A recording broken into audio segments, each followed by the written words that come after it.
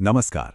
भारत में कुछ ऐसी जगहें हैं, पवित्र जगहें, जहां जो कुछ भी होता है वो हमारे जाने समझे विज्ञान के नियमों को भी चुनौती देता है। तो आज हम ऐसे ही दो रहस्यमयी मंदिरों की गहराई से पड़ताल करने वाले हैं। जरा सोचिए, क्या हो अगर कुछ जगहों पर भौतिकी के यानी कि फिजिक्स के नियम ही अलग तरीके से काम करते हों।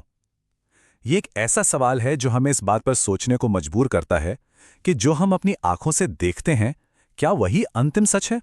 और देखिए, हैरानी की बात तो यह है कि इस सवाल का जवाब शायद हमारे प्राचीन ग्रंथों में कहीं छिपा हुआ है। 20वीं सदी के कई महान वैज्ञानिकों ने इन ग्रंथों और मॉडर्न साइंस के बीच एक बहुत ही गहरा कनेक्शन पाया। नाम देखिए, J Robert Oppenheimer, Albert Einstein, Werner Heisenberg और अर्विन श्रोडिंगर। ये सिर्फ वैज्ञानिक नहीं थे, ये वो लोग थे जिन्हें भगवद गीता जैसे ग्रंथों में क्वांटम मैकेनिक्स की उलझी हुई पहेलियों को सुलझाने की एक चाबी मिली थी। आइंस्टीन का ये मशहूर कोट ही देख लीजिए। उन्होंने कहा, जब मैंने भगवद गीता पढ़ी तो बाकी सब कुछ मुझे फालतू लगने लगा।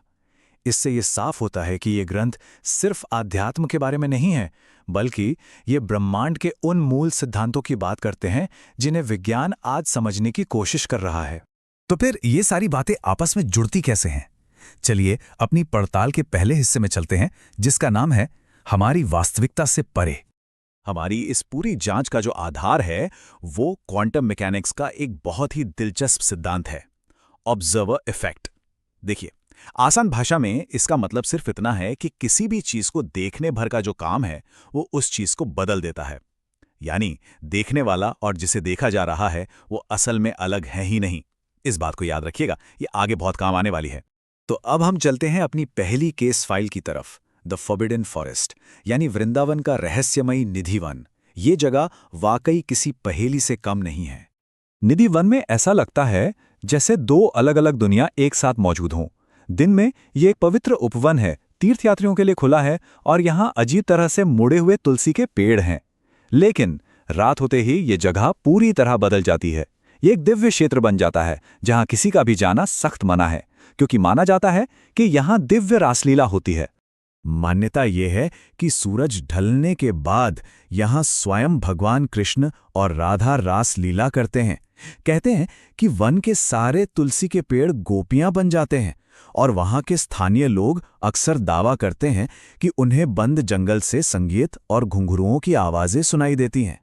लेकिन सवाल ये उठता है कि अगर कोई इस चेतावनी को ना माने और इस दूसरी दुनिया को देखने की कोशिश करे, तो फिर होता क्या है? ऐसी ही एक कहानी है एक विदेशी की, जिसने इस दिव्य रहस्य को कैमरे में कैद करने की कोशिश की। लेकिन इसका जो नतीजा हुआ वो बहुत ही भयानक था। उस दिव्य घटना को बिना किसी तैयारी के देखने की उसे एक भारी कीमत चुकानी पड़ी। उसकी आंखों की रोशनी हमेशा के लिए चली गई, सुनने की शक्ति भी खत्म हो गई, उसका सारा कैमरा इक्विपमेंट जलकर राख हो गया। वो बस एक ही चीज बता सका, एक चकाचौंध कर देने वाली तेज रोशनी। कहते हैं कि आज वो इंसान वहीं पास में एक भक्त बनकर अपनी जिंदगी गुजार रहा है। चलिए अब चलते हैं अपनी दूसरी केस फाइल की तरफ। ये हमें ले जाएगी केरल के थिरुवरप्पु श्री कृष्ण मंदिर। इस मंदिर को भूखा देवता का मंदिर भी कहते हैं, एक ऐसा मंदिर जो कभी सोता नहीं। ये शायद भारत का इकलौता ऐसा मंदिर है जहां रिचुअल्स यानी पूजा पाठ कभी नहीं रुकता, यहां तक कि सूर्य ग्रहण के दौरान भी नहीं, जबकि उस समय देश के बाकी सभी मंदिर बंद कर दिए जाते हैं। या हर सुबह की रस्म भी बहुत अजीब और जरूरी होती है।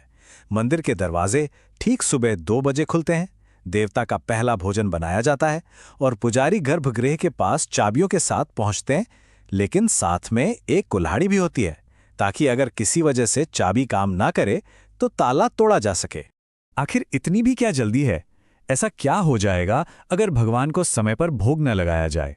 ये नियम असल में एक ग्रहण की घटना के बाद शुरू हुआ, जब मंदिर ने परंपरा के हिसाब से अपने दरवाजे बंद कर दिए थे। जब अगली सुबह पुजारियों ने दरवाजा खोला तो अंदर जो उन्होंने देखा उससे वे हैरान रह गए। भगवान कृष्ण की जो पत्थर की मूर्ति थी वो भूख से तड़पते किसी इंसान की तरह बिल्कुल कमजोर और दुबली पतली हो गई थी।